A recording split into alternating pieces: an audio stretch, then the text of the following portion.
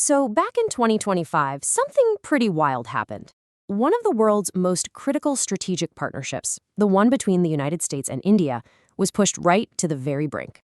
What started out as a trade issue quickly snowballed into a massive diplomatic crisis. And believe it or not, it all boiled down to this one number, 50%. A staggering tariff slapped on Indian goods by the U.S. And that single move sent absolute shockwaves from Washington all the way to New Delhi, threatening to unravel decades of cooperation. So you have to ask, right, how did these two countries, these close partners who had just set this huge goal of hitting $500 billion in trade, how did they suddenly find themselves on the verge of a trade war? How do you go from strategic allies to trade adversaries almost overnight? Well, that's exactly what we're going to unpack. Okay, so let's get into what actually caused all this. Because, the official reasons given for the tariffs, that's only a tiny piece of a much, much more complicated puzzle. And wow, things escalated fast. We're talking about just a few short months in the summer of 2025. It all started with so much hope in February, but then you see this diplomatic friction bubbling up, a rejected claim about a ceasefire, a declined dinner invite, and then bam, Washington brought the hammer down with a massive economic response in August. Now, what's so fascinating here is how these three very different things combined into a perfect storm. Officially, the line was that this was all about punishing India for buying Russian oil. But a lot of analysts believe the real catalyst was personal. You have reports from firms like Jefferies Group suggesting the huge tariffs were really about President Trump's frustration after India publicly shot down his claim of brokering peace with Pakistan, which was seen as a potential Nobel Peace Prize moment. And all of that just collided with this long-running tension over India's very independent foreign policy. And look, this wasn't just speculation from the outside. You had former insiders like John Bolton describing the president's actions as erratic, more theatrical than strategic. He even publicly questioned why India was being singled out when other major buyers of Russian oil, like China and Turkey, weren't getting hit with the same penalties. So the impact wasn't just some diplomatic headache. No, this sent a massive shockwave through the Indian economy. It hit industries, supply chains, and a whole lot of workers, and it hit them hard. So what does that look like in real numbers? A massive $87 billion. That's the value of India's yearly exports to its single biggest trading partner, all of it suddenly put at risk. And this chart really shows you which parts of the economy were hit the hardest. We're not just talking about raw materials here. We're talking about industries that employ millions of people. Think textiles and apparel, gems and jewelry, leather goods. These are the kinds of industries often made up of small and medium-sized businesses that form the very backbone of India's export economy. And the fallout was immediate.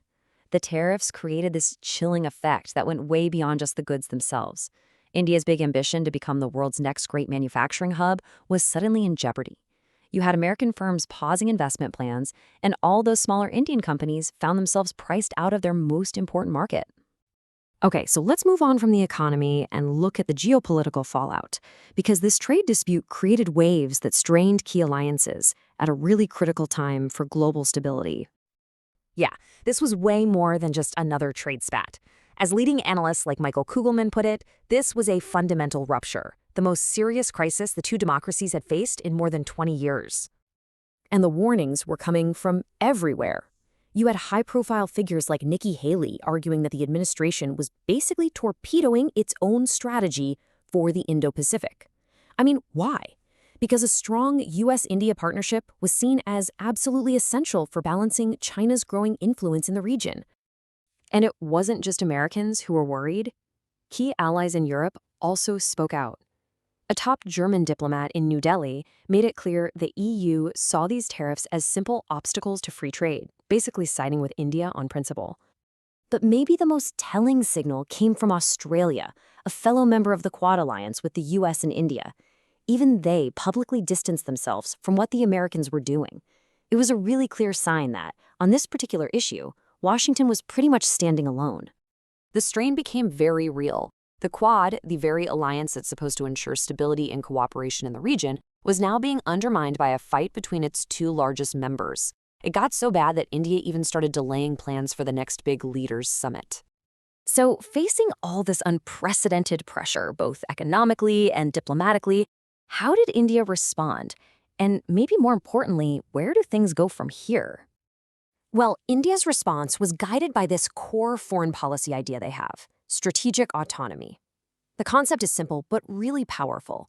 India will make decisions based on its own national interests. It'll engage with all the major powers, the US, Russia, China, without ever being locked into any one camp. And you can really see that principle in action with their response. It was carefully thought out. They firmly called the tariffs unjustified, but, and this is important, they didn't immediately retaliate with their own.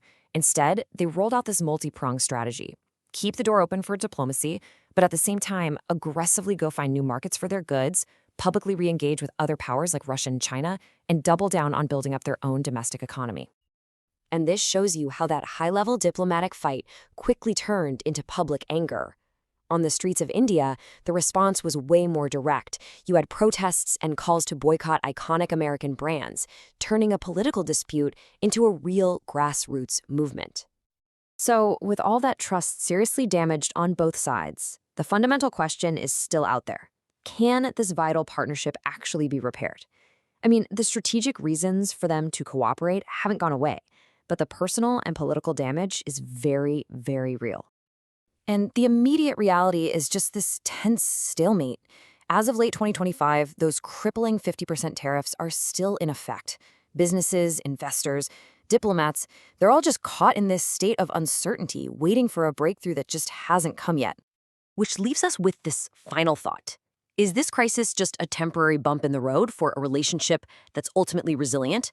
Or does it signal a whole new reality? A more volatile, more transactional world where even the closest of allies can find themselves on opposite sides? The answer to that is going to define not just the future of US-India relations, but really the shape of the 21st century.